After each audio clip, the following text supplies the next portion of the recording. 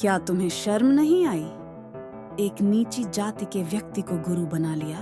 शारदा जी, जब व्यक्ति बुरे द्वार से गुजर रहा होता है तो उसे हर संभव प्रयास करने पड़ते हैं, चाहे उसे किसे भी गुरु बनाना पड़े। पहले मेरी कैसी हालत थी और आज कैसे कैसे चमत्कार हुए हैं मेरे साथ, और आज मेरे घर सभी खुश हैं। कई बार आत्महत्या करने की सोची थी मैंने, लेकिन मैं आज कबीर साहब जी की दया से स्वस्थ और खुश हूँ। क्या कबीर जी सच में इतने शक्तिशाली हैं? फिर तो मेरी बीमारी भी ठीक हो जाएगी। क्यों शारदा, आज इस जुलाहे के पास कैसे आना हुआ? तूने तो पूरे ब्राह्मण समाज की नाक कटवाने की बात कर दी। क्षमा कीजिए भगवान।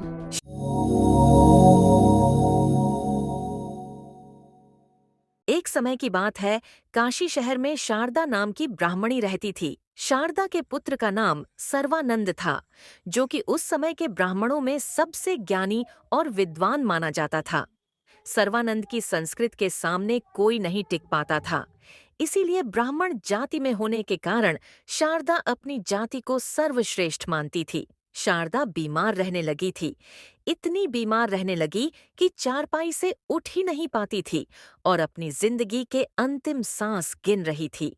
शारदा ने बीमारी से छुटकारा पाने के लिए हर एक संभव प्रयास किया, पर उसका परिणाम कुछ नहीं आया। परमेश्वर कबीर साहिब जी शरीर में अपनी लीला करने आए हुए थे तथा 1 जुलाई की भूमिका निभाते हुए सत्संग किया करते थे और सत उपदेश दिया करते थे। कबीर साहिब जी की बताई हुई भक्ति के द्वारा कई लोगों को ऐसा ध्याय रोगों से राहत मिली थी, जिनमें कई ब्राह्मण जाति के भक्त भी परमात्मा के उपदेशी थे। शारदा का एक रिश्तेदार ब्राह्मण भी कबीर साहिब जी का भक्त था। एक दिन शारदा से मिलने वह उसके घर गया। क्या बात है शारदा जी, बहुत कमजोर लग रही हो। क्या बताऊं जी, बीमारी ही ऐसी है।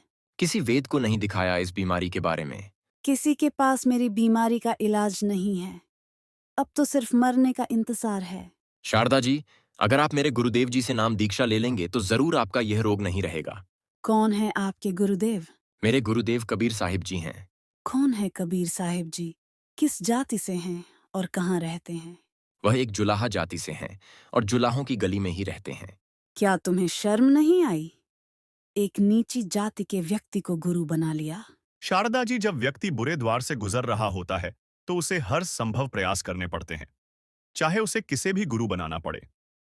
पहले मेरी कैसी हालत थी और आज कैसे कैसे चमत्कार हुए हैं मेरे साथ, और आज मेरे घर सभी खुश हैं। कई बार आत्महत्या करने की सोची थी मैंने, लेकिन मैं आज कबीर साहब जी की दया से स्वस्थ और खुश हूँ। इतना कहकर ब्राह्मण वहां से चला गया और रिश्तेदार से अच्छा व्यवहार न करने के कारण शारदा अपने आप को कोस रही थी।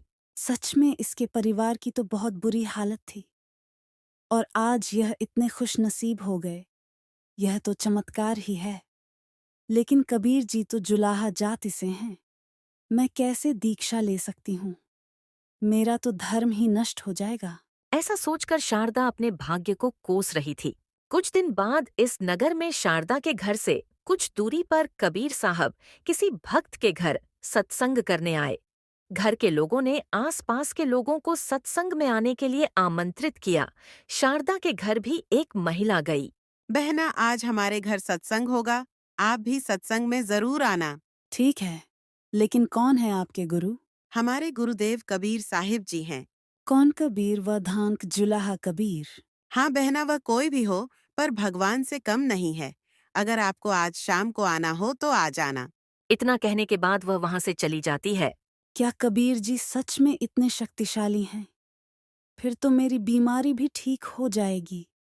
लेकिन मैं एक ब्राह्मणी, और वह जुलाहा जाति से, अगर मैंने उनको गुरु बनाया तो मेरी तो नाक ही कट जाएगी। ऐसा करती हूँ, मुंह पर पल्ला डालकर चली जाती हूँ, किसी को पता नहीं चलेगा। अगर आशीर्वाद से ठीक हो गई तो पल्ला उतार दूंगी, वरना वापस आ जाऊंगी। शाम के समय कबीर साहिब जी सत्संग करने बैठ गए। भक्त और बहनें कबीर साहिब जी से आशीर्वाद लेकर बैठ रहे थे। शारदा भी लंबा घूंघट डालकर आ गई। शारदा ने कबीर साहिब जी को प्रणाम किया। जैसे ही कबीर साहिब जी को प्रणाम किया तो शारदा की बीमारी बिल्कुल समाप्त हो गई। क्यों शारदा, आज इस जुलाहे के पास कैसे आना हुआ? तूने तो पूरे ब्राह्मण समाज की नाक कटवाने की बात कर दी। क्षमा कीजिए भगवान। शारदा ने कबीर साहिब जी से माफी मांगी और सबके सामने सच्चाई उजागर की। शारदा ने बताया कि वह तो मरने की कगार पर थी, उसके पास और कोई चारा नहीं था। लेकिन पूर्ण परमेश्वर कबीर साहिब जी ने उसे एक नया जीवन दान दिया है। शारदा ने कबीर साहिब जी से दीक्षा ग्रहण की और सत भक्ति प्रारंभ की। ये 2D एनिमेशन संत रामपाल जी महाराज के सत्संग प्रवचनों का अंश मात्र है। संपूर्ण आध्यात्मिक ज्ञान प्राप्त करने के लिए अवश्य सुनिए संत रामपाल जी महाराज जी के मंगल प्रवचन। आप संत रामपाल जी महाराज जी के मंगल प्रवचन संत रामपाल जी महाराज एप्लीकेशन पर भी सुन सकते हैं तथा उनके द्वारा लिखी पुस्तकें भी डाउनलोड कर सकते हैं।